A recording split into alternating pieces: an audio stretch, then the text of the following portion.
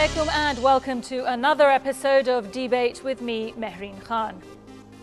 2007 में NRO national reconciliation ordinance पास किया गया।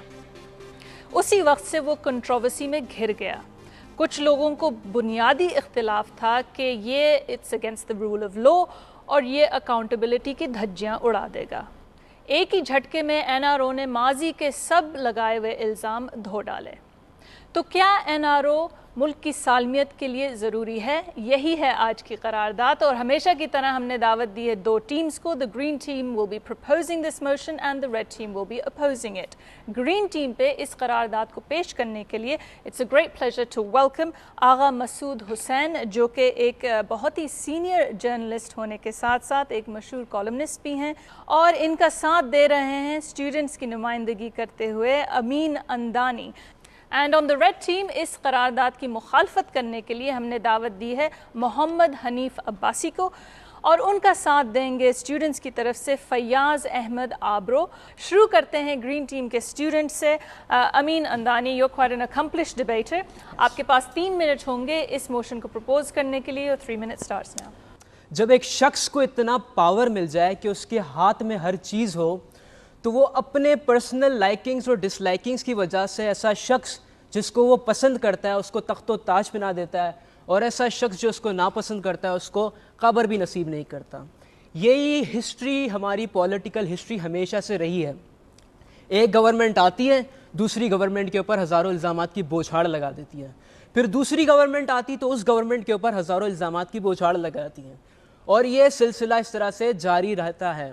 मगर उन लोगों का क्या जो इस सारे क्राइसिस के बीच में फंस जाते हैं? ऐसे लोग जिन्होंने वो गुनाह नहीं किए होते, वो इल्ज़ामात उन पर नहीं होते, लेकिन वो गुनाह और इल्ज़ामात उनको सहने पड़ते हैं। और इसके अलावा देखा जाए तो इस ऑर्डिनेंस ने हमें, हमारे पॉलिटिकल फिगर्स को, हमारे पॉलिटिशियंस को, डिफरेंट लोगों को एक लेसन भी दिया है कि आखिर जितने भी इल्ज़ामात हम एक दूसरे पे बेबुनियाद लगा दें, लेकिन उसका नतीजा यही निकलने वाला है। आखिर में आप सबके हाथ जोड़ के एक बार मैं गुजारिश करता हूँ कि हमारे मुल्क के अंदर वैसे ही इतनी इंस्टेबिलिटी है, इतनी बुरी इमेज बन चुकी है, हमें आगे बढ़ना है, हमें पीछे नहीं जाना है, और हमारी मुल्क की स्टेबिलिटी के लिए ये ऑर्डिनेंस बहुत ज़्यादा ज़रूरी है। And a very measured start there from Amin for the green team। अब देखते हैं कि रेड टीम इसका जवाब कैसे देते हैं। फैयाज, सबसे बड़ी बात कि why I am going to oppose that। यूँ तो सबको मालूम है कि इस मुल्क में लीडरशिप ने अपने ज़ाती मकासद, ऑब्जेक्टिव्स और मफादात के तहत इस कौम को इस्तेमाल किया।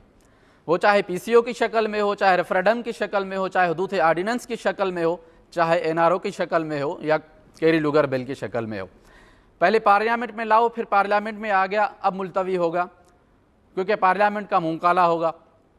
नेचुरली हुआ यूँ कि कौमें 20-25 साल पहले अपना रोड मैप बनाती हैं, और बड़ी बदकिस्मती से साथ कहना पड़ता है कि हम 20-25 दिन पहले का नहीं बना सकते। ये कानून उन लोगों को प्रोटेक्ट करता है जो करप्ट हैं और वो जो अकाउंटेबिलिटी के प्रोसेस से बचना चाहते हैं। इन फाइनली कि देयर बिकॉज ऑफ दैट कि there should be the accountability process, और वो लोग जो कौम से भाग रहे हैं, जो इस अकाउंटेबिलिटी प्रोसेस से, जो जुडिशल इन्वॉल्वमेंट से भाग रहे हैं, उनको इसमें आना चाहिए। और हमने दावत दी है इसको प्रपोज करने के लिए आगा मसूद हुसैन। आगा साहब, वेलकम टू द शो। आप एक बहुत ही एक्सपीरियंस जर्नलिस्ट हैं, so we are looking forward to your speech. आपके पास 3 minute. Thank you very much marine for the compliments you have paid to me. देखिए, बात असल ये है कि ये 5 अक्टूबर 5 अक्टूबर 2007 में जनरल परवेज़ मुशर्रफ साहब ने ये ऑर्डिनेंस प्रोमulgate किया था। इस ऑर्डिनेंस का बुनियादी मकसद ये था कि जो हम कहते हैं कि जो 90 की जो दहाई थी, उसके अंदर दोनों सियासी जमातें, पीपल्स पार्टी और मुस्लिम लीग के माबैन बड़ी रस्साकशी थी, और उस रस्साकशी की वजह से तरक्याती काम रुक गए थे। तो इसीलिए सारी दुनिया में ख़ुद वर्ल्ड बैंक ने ये कहा कि जो 90s का जो अरसा था, it was a ड्रीडेड era of democracy, यानी उसमें मतलब ये कि कुछ काम नहीं हुआ। तो ये जो आपस में इख्तलाफात थे, कशीदगी थी, नाराज़गी थी, उसकी वजह से ये सूरत हाल हुई कि जब परवेज़ मुशर्रफ साहब का अपना दौर उनको ये महसूस हुआ कि वो कमज़ोर हो रहे हैं, तो उन्होंने कहा कि एक पीपल्स पार्टी का मतलब उससे ताउन हासिल किया जाए। آپ کو اس سلسلے میں کوئی حیرت نہیں ہونی چاہیے کہ اس میں امریکہ، اس میں برطانیہ اور اس میں کچھ عرب رہنما شامل تھے کہ جس نے این آر او کو تقویت پہنچائی اور جس کے ذریعے این آر او جو ہے مارز وجود میں آیا. تو اسی طریقے سے اگر پاکستان میں، جیسے میرے نوجوان ساتھی نے کہا کہ پاکستان کا بنیادی مسئلہ این آر او نہیں ہے، پاکستان کا بنیادی مسئلہ دہشت گردی ہے اور پاکستان کا استحکام ہے. تھینک یو ویری مچ آغا مسعود صاحب. انہوں نے بہت ایگزامپل کے ساتھ اپنی اسپیچ کی ہے. اینڈ لیٹس سی کہ حنیف عباسی صاحب اس کا کیسے جواب دیتے ہیں. ویلکم ٹو دا شو. آپ کے پاس بھی 3 منٹ ہیں اس قرارداد کے. بسم اللہ الرحمن الرحیم. آغا صاحب نے اور میرے ساتھیوں نے اس کے اوپر بات کی ہے. میں تو صرف ایک ہی بات جانتا ہوں جی، اور وہ یہ ہے کہ دنیا کی اگر آپ مثالیں دیتے ہیں، روانڈا کی مثال دی ہے اور ممالک کی مثال دی ہے، تو پھر ان ممالک کی مثال دیں جہاں پریزیڈنٹ اور پرائم منسٹر جو ہیں وہ عدالتوں میں جا کر پیش ہوئے اور انہوں نے اپنے آپ کو وہاں بے گناہ ثابت کروایا. اور پوری دنیا کو اگر آپ ترقی کی منازل کی طرف طے کرتے ہوئے دیکھتے ہیں اور یہ تصور کرتے ہیں کہ انہوں نے ترقی کی ہے، تو اس کے بنیاد تو کوئی چیز بنتی ہے. اور وہ بنیاد میرے ایک پولیٹیکل اسٹوڈنٹ ہونے کی حیثیت سے یہی ہے کہ وہ بنیاد یہ ہے کہ قانون کی حکمرانی. جس ملک میں آئین اور قانون کی حکمرانی نہیں ہوگی وہاں جنگل کا قانون ہوگا. اور یہ جو این آر او ہے، اس کی جو بیک گراؤنڈ آغا صاحب نے بیان کیا، بیک گراؤنڈ یہ نہیں ہے. بیک گراؤنڈ یہ تھی کہ ایک اقتدار میں رہنا چاہتا تھا، ایک اقتدار میں آنا چاہتے تھے، اور ان دونوں نے بیٹھ کر اس ملک اور قوم کی وہ دولت جو میں سمجھتا تھا کہ ان کے اصل خزانے میں واپس جانی چاہیے تھی، لوگوں کی جیبوں میں واپس جانی چاہیے تھی. بہت ساری جیلیں بھری ہوئی ہیں جہاں بے گناہ لوگ پڑے ہوئے ہیں. کیا ان بے گناہ لوگوں میں سے کوئی لوگ جیلوں سے نکل کر اس ریکانسیلیشن کا حصہ بنے ہیں؟ نہیں بنے.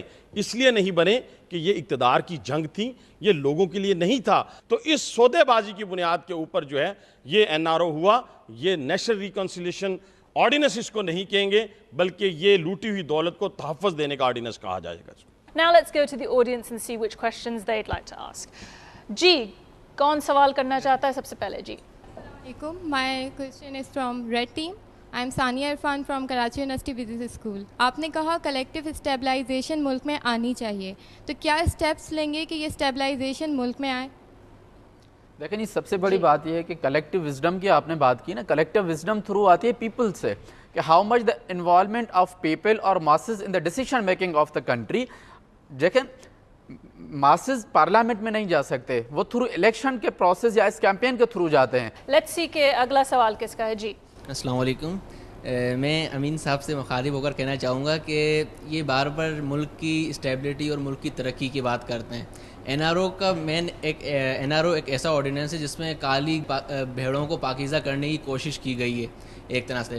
جو یہ کہتے ہیں کہ ملک میں ترقی اور اسٹیبلٹی، یہ بات یہ کیسے ملک میں ترقی ہوگی جب ہم ایک ہی جو سیاستدان جو پچھلی مطلب جس سے ہم دھوکہ کھا چکے ہیں، جو ملک کو لوٹ کے جا چکے ہیں، وہی انہی کو ہم این آر او جیسے آرڈیننس کے تحت ہم دوبارہ واپس لاتے جائیں گے، تو مطلب کس طرح ملک کی ترقی ہو سکے گی؟ جی یہ ذرا پلیز آنسر کیجیے گا. جی آغا صاحب. میں اس نوجوان کو ایک بات بتا دوں کہ ابھی کوئی 6 مہینے پہلے جناب میاں شہباز شریف صاحب جو کہ وزیر اعلیٰ ہیں اور ایک بہت اچھے ایڈمنسٹریٹر ہیں، انہوں نے ہمیں بلایا تھا. تو ہم ان کے پاس گئے اور ان سے اسی مسئلے میں بات ہو رہی تھی. تو میں نے پوچھا کہ آپ یہ بتائیے کہ آپ پاکستان کی جو موجودہ صورتحال ہے اس کو آپ کس طرح دیکھتے ہیں، کس طریقے سے اس کے اندر تبدیلی آ سکتی ہے، ریفارم آ سکتے ہیں. آپ یقین کریں، میرا خیال ہے he might be listening this program, he might be viewing this program. مجھ سے کہنے لگے آغا مسعود صاحب اس حمام میں سب ننگے ہیں. What he said. Now let's see کہ ہماری جو اسٹوڈیو آڈینس ہے ان کی رائے تبدیل ہوئی ہے یا نہیں. Audience vote now.